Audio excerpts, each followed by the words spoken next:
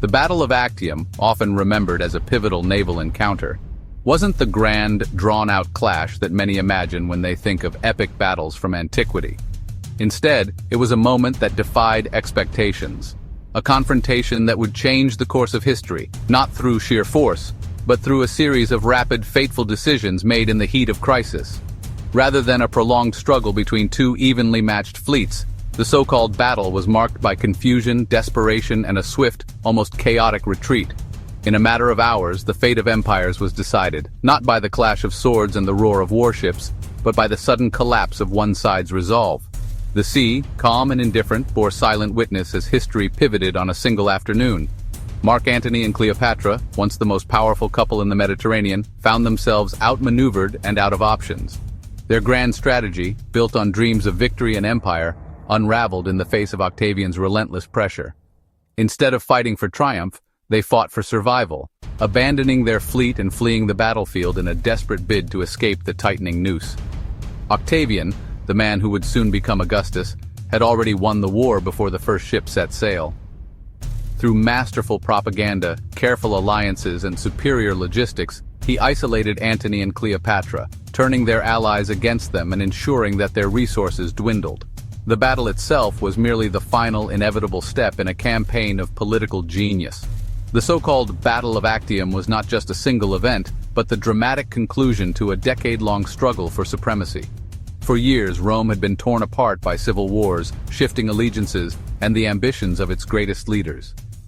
Actium was the final act in a saga that had seen friends become enemies, and the fate of the world's greatest republic hang in the balance. At its heart, this was a contest between two men, Mark Antony and Octavian, who had once stood side by side as allies only to become bitter rivals. Each represented a different vision for Rome's future. Antony, the charismatic general with Eastern ambitions, and Octavian, the shrewd politician determined to restore order and claim ultimate power. Their personal feud became a struggle for the soul of Rome itself. What began as a rivalry between two powerful men soon escalated into a full-scale civil war, drawing in armies, navies, and entire nations. The Mediterranean world watched as the conflict unfolded, knowing that the outcome would decide not just the fate of Rome, but the destiny of the entire region for centuries to come. The Battle of Actium was never just about ships and soldiers. It was a drama of ambition, betrayal, and shifting loyalties, a story of how personal relationships and political intrigue could shape the fate of nations. In the end, it was the human element, the choices, fears, and ambitions of a few that determined the outcome. When the dust settled, the world had changed forever. The outcome of Actium marked the end of a 500-year-old republic and the birth of the Roman Empire, ushering in a new era under Augustus, a legacy that would echo through history for millennia. Mark Antony and Octavian, two titans of ancient Rome, would ultimately tear the Roman world apart in their quest for power. Their story is one of brotherhood forged in war, but also of ambition that would turn allies into bitter rivals. In the aftermath of Julius Caesar's assassination, Rome was plunged into chaos, and these two men emerged as the most powerful figures in the Republic's final days. Mark Antony, a charismatic and battle-hardened general, was Caesar's trusted lieutenant, and in the eyes of many, his natural successor. He was adored by his soldiers, respected by the Senate, and feared by his enemies. Antony's reputation as a fearless commander and a man of the people made him a formidable force in Roman politics. Octavian, on the other hand, was Caesar's adopted son and legal heir. Though young and initially underestimated, he possessed a sharp mind and a cautious, calculating nature. Octavian was not a warrior by training, but his political instincts were unmatched. He quickly learned to navigate the treacherous waters of Roman power. At first, many dismissed Octavian as too inexperienced to challenge Antony. But he proved to be a formidable rival, gathering support from Caesar's veterans and the Roman people. His determination and shrewd alliances soon made him a force to be reckoned with. United by a common cause, the desire to avenge Caesar's murder and restore order, they set aside their differences at least for a time.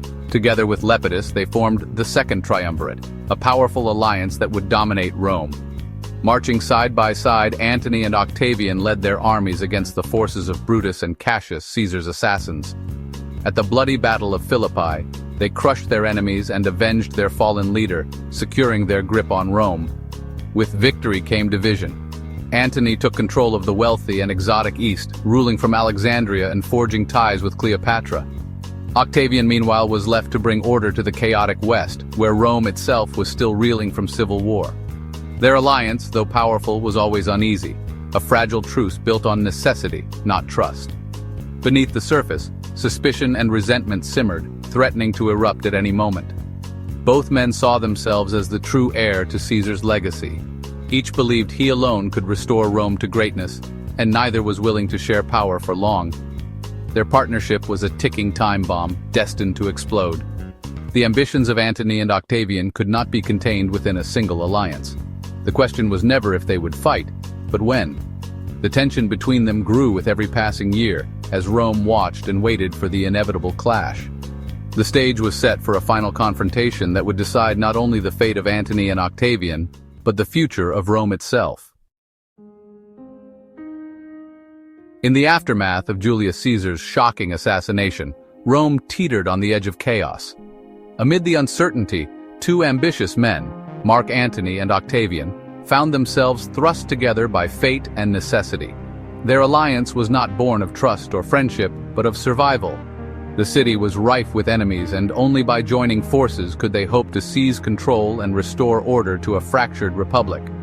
Together, Antony and Octavian unleashed a brutal purge, hunting down those who had betrayed Caesar and eliminating rivals. Their partnership was forged in blood, as they consolidated power and reshaped the political landscape of Rome. The Senate trembled before their combined might, and the streets ran red with the consequences of their ambition. Yet, beneath the surface, their alliance was fragile. To strengthen their bond, Antony married Octavia, Octavian's beloved sister. This union was more than a personal affair. It was a calculated move, a public symbol of unity meant to reassure Rome that peace and stability would prevail. The marriage of Antony and Octavia was celebrated across the empire, hailed as a new beginning. For a brief moment, it seemed as if the wounds of civil war might heal. But power, as always, is a fickle friend. The ambitions of two great men could not be contained within a single alliance. Jealousy, suspicion, and the lure of greater glory began to erode the trust between them. Drawn to the east, Antony fell under the spell of Cleopatra, the enigmatic queen of Egypt. In Alexandria, he embraced a life of luxury and excess, distancing himself from Rome and his obligations to Octavia. Back in Rome, Octavian seized the opportunity to turn public opinion against his former ally. Through clever propaganda, he painted Antony as a traitor, seduced by foreign influence and unworthy of Roman loyalty. The final blow came when Antony divorced Octavia, casting aside the very symbol of their alliance. For Octavian, this was not just a personal insult, it was a declaration of war. Octavian's campaign of slander intensified, portraying Antony as a man who had abandoned his Roman roots and betrayed his people for the love of a foreign queen. The alliance that once held Rome together was now irreparably broken. The empire itself was split, and the specter of civil war loomed large over the ancient world. Personal grievances and political ambitions collided, transforming former friends into bitter enemies. The stage was set for a conflict that would decide the fate of Rome. Across the empire, legions chose sides, and anxious citizens waited for news of the coming storm. The world held its breath, knowing that the final clash was inevitable. The path to war was clear, and Rome would never be the same again. The Roman Republic split in two. Octavian controlled the West, championing Roman values. Antony ruled the wealthy East, allied with Cleopatra. Octavian's propaganda painted Antony as a foreign puppet. Antony's will, read in Rome, was a PR disaster. Octavian framed the conflict as a war against Cleopatra. This allowed him to rally Rome against a foreign enemy. Antony's soldiers faced a moral dilemma. The Republic was armed for a final struggle. The winner would define Rome's future. The ideological and geographical divide was stark. The stage was set for a decisive confrontation. Cleopatra, Egypt's last pharaoh, was a key player. She allied with Rome's powerful to preserve Egypt's independence. Her partnership with Antony was both personal and strategic. Cleopatra's wealth funded Antony's military ambitions. Her presence, however, was a propaganda weapon for Octavian. Stories of Antony bewitched by Cleopatra spread in Rome. Her involvement in military strategy was controversial. Cleopatra's presence undermined Antony's Roman image. The narrative of a foreign queen ruling Rome terrified the public. In 31 BC, the stage was set for confrontation. Antony and Cleopatra's fleet anchored at Actium. Their invasion of Italy stalled, giving Octavian an edge. Agrippa's fleet blockaded Antony, cutting off supplies. Disease and desertion plagued Antony's camp. Antony, outmaneuvered, faced limited options.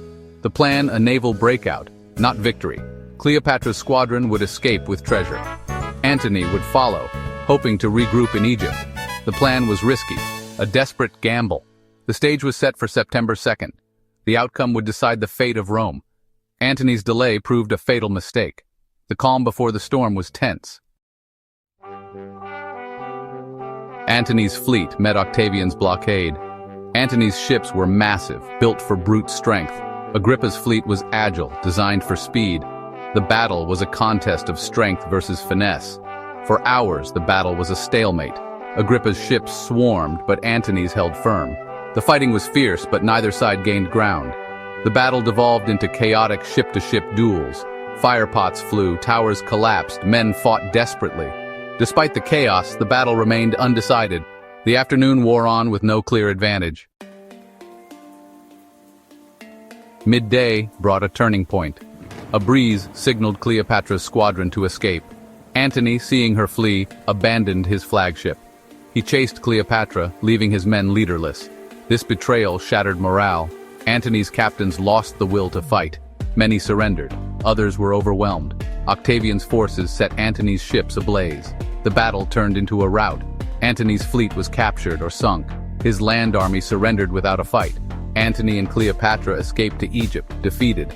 Octavian emerged as Rome's master. The final act would unfold in Egypt. Actium's victory was total. With rivals gone, Octavian ruled unchallenged. He restored peace, avoiding kingly titles. Octavian became Augustus, marking the empire's birth. His rule ushered in the Pax Romana. Actium ensured Rome remained the empire's center. Roman culture and language dominated the future. Augustus set the template for Roman emperors. Actium was a pivotal moment in Western history. Antony and Cleopatra's legend endures, but Augustus's legacy shaped a new world order. Subscribe for more epic stories that shaped history.